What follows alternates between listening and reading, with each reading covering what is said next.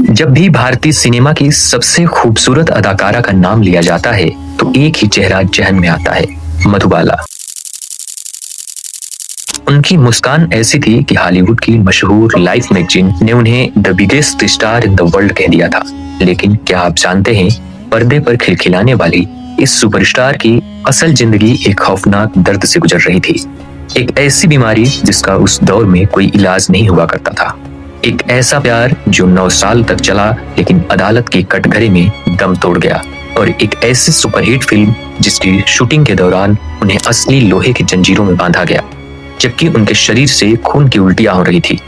आज हम गहराई से जानेंगे मुमताज जहां बेगम देहलवी के मधुबाला बनने और 36 साल की उम्र में दुनिया को छोड़कर जाने की पूरी अनसुनी कहानी। बने रहिए इस वीडियो में लास्ट तक, लेकिन उससे पहले अगर चैनल को सब्सक्राइब नहीं किए हैं तो सब्सक्राइब जरूर कर लीजिएगा। चलिए आगे बढ़ते हैं। 14 फरवरी 1933 वैलेंटाइन डे का दिन था। दिल्ली के एक पश्तून परिवार में एक बच्ची का जन्म हुआ, मुमताज जहां बेगम देहलवी।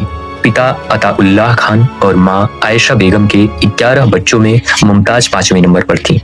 परिवार की आर्थिक स्थिति बेहद खराब थी। जब दिल्ली में उनका घर आग में जलकर खाक हो गया तो पिता काम की तलाश में परिवार को लेकर मुंबई आ गए। घर चलाने के लिए महज 9 साल की उम्र में मुमताज ने स्टूडियो के चक्कर काटने शुरू किए।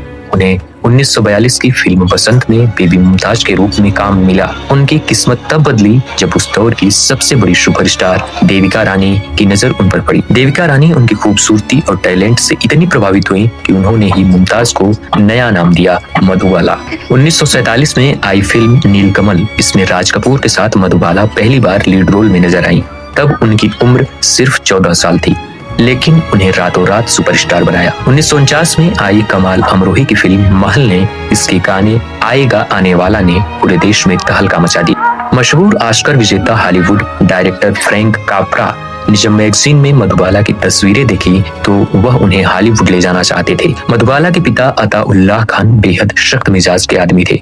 उन्होंने बॉलीवुड के इस बड़े ऑफर को ठुकरा दिया क्योंकि वह नहीं चाहते थे कि मधुबाला भारत से बाहर जाएं। 1951 में फिल्म तराना के सेट पर मधुबाला की मुलाकात दिलीप कुमार से हुई।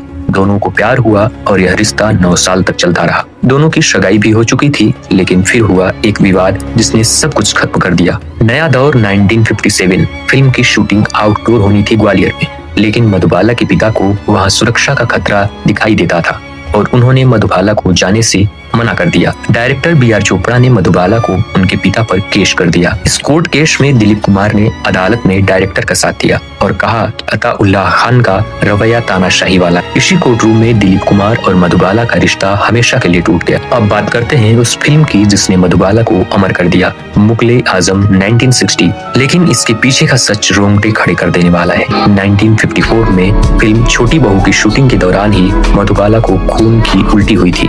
जांच में पता चला कि उनके दिल में छेद था, यानी कि वेंट्रिकुलर सेप्टल डिफेक्ट जिसे कहा जाता है। उस दौर में ओपन हार्ट सर्जरी भारत में मुमकिन नहीं थी। उनका शरीर जरूरत से ज्यादा खून बहाने लगा था जो नाक और मुंह से बाहर आता था। डॉक्टर ने उन्हें पूरी तरह आराम करने को कहा था, लेकिन मुगले आजम के लिए मधुबाला ने अपनी जान दांव पर लगा दी। जिन जंजीरों में अनारकली को बंधा हुआ दिखाया गया है वे असली लोहे की जंजीरें थी, जिनमें मधुबाला की त्वचा छिल गई थी।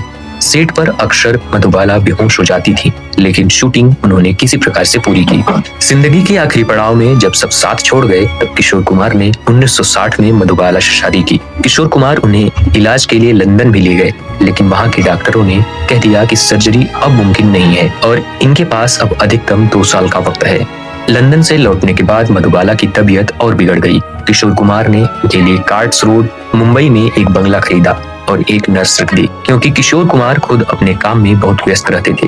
अपने जीवन के आखिरी 9 साल मधुबाला ने सिर्फ एक बिस्तर पर अकेलेपन में काटे। वह इतनी कमजोर हो गई थी कि उन्हें पहचानना बहुत मुश्किल था। 23 फरवरी 1969 उन्होंने अपने 36वें जन्मदिन के ठीक 9 दिन बाद भारतीय सिनेमा की यह वीनस हमेशा के लिए सो गई। उनके पास शोहरत थी, पैसा था, खूबसूरती भी थी, लेकिन अब जिंदगी नहीं थी। मधुबाला की कहानी हमें सिखाती है कि पर्दे पर दिखने वाली चमक के पीछे अक्सर वो अंधेरा होता है जिसे दुनिया कभी नहीं देख पाती। लेकिन जब तक भारतीय सिनेमा का इतिहास रहेगा तब तक मुगले आजम की अनारकली और उसकी वह रहस्यमयी मुस्कान हमेशा जिंदा रहेगी।